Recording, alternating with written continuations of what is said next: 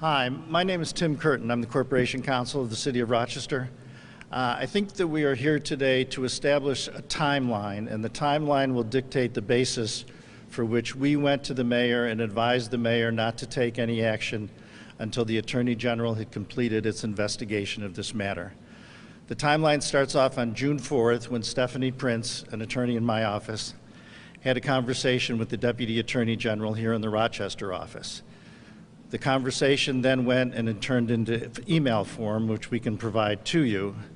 But again, the conclusion of this ended up with us giving the mayor the advice on August 4th, after I reviewed the tape with the mayor, not to proceed further until the Attorney General had concluded its investigation. We confirmed with the Attorney General on a number of occasions that the investigation was still pending, and we decided while the investigation was still pending that we would wait for the investigation to be completed before we took any action in terms of internal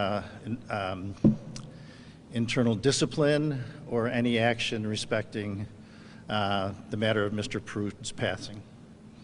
So I can turn it over to Stephanie. We're going to start on June 4th when Stephanie had a conversation with the Deputy Attorney General.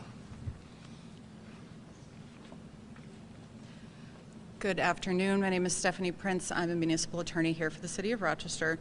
On June 4th, I reached out to Jen Summers, a local assistant attorney general, regarding her ongoing investigation into the Prude matter, specifically with regard to a FOIL request that my office had received from Mr. Shields. During that conversation, Ms. Summers indicated that she had an ongoing investigation and that in matters like this, they prefer that material not be released to the public because they find that that interferes with their investigation, and she made specific reference to the body-worn camera video.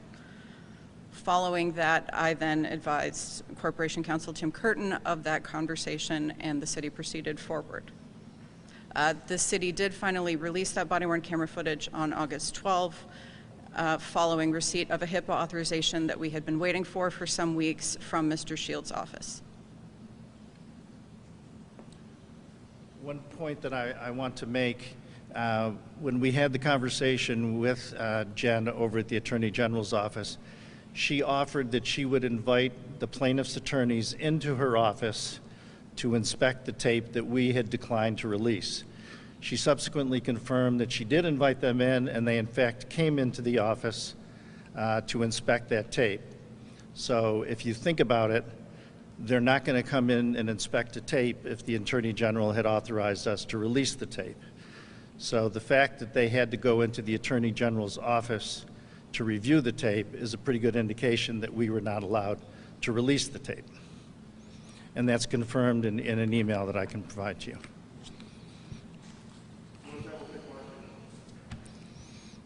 I apologize, I missed the first part of this, so I may ask a question that you've already covered. That's okay. What's the legal reasoning that Mayor Warren has said that she's been precluded by this investigation, by the executive order, from addressing this in any way? I just heard you spoke about the actual release of the tape, but what about just simply addressing this matter publicly, prior to now? Well, could she have done that, in your legal opinion? The mayor pretty much can do whatever she wants to do. My role as her attorney is to give her advice. And my very strong advice to her was not to make public comments. We weren't going to release the tape. We were going to defer to the family. We ultimately released the tape to the family, and we left it within the family's discretion whether or not to release the tape to the public. My advice to the mayor at that point in time, after we reviewed the tape, was not to make any statements, not to involve the media, as requested by the Attorney General, until the Attorney General's investigation had been completed. So to clarify, there's no legal reason why the mayor couldn't have gone public at all? Well, there's Executive Order 147, which indicates the Attorney General shall have sole and exclusive discretion, sole and exclusive control over any and all proceedings. So any and all, in my opinion, means any and all. And I don't think it would be appropriate. Anybody can make a comment about anything that they choose, but it was my advice to the mayor that she not make public comments until after the Attorney General's report had been completed. A statement from the Attorney General's office says that they have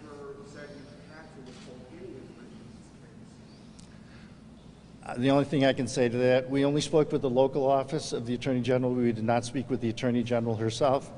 And we have emails from the Assistant Attorney General which confirms that she lived up to the deal that they offered us. Has there been any city communication with the family, particularly during what's about possible settlement being discussed with the family? Was that ever discussed? Well, we discussed with the mayor, once we responded to the FOIL request, it would be within the discretion of the family to make the tapes public. We were not going to make the tapes public, but the family, of course, could make the tapes public whenever they chose. Was there a settlement ever discussed between the city and the family?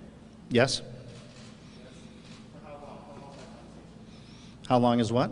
How long have you guys been discussing the settlement? We've only had a few very brief conversations. What has been the substance of those conversations? Have there been dollar figures, specific steps the family was asking for? What, can you go over what actually was discussed and what transpired? Well, I won't address the specifics of the settlement offer, but we did discuss dollar amounts in furtherance of the settlement. When were those discussions? That discussion was, I think, I have it down here somewhere. Do you have a date, Patrick?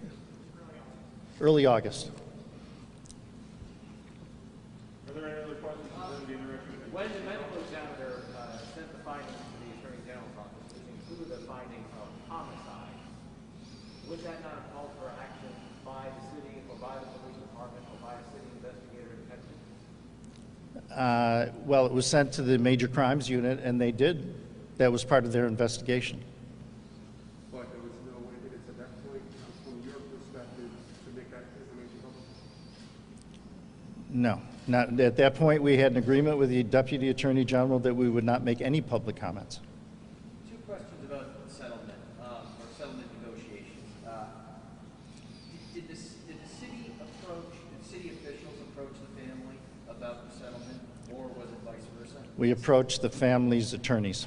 And secondly, would there have been a confidentiality clause in that settlement? No, we can't do things on a confidential basis because we use taxpayer money to make these settlements, so it would not be subject to a confidentiality agreement.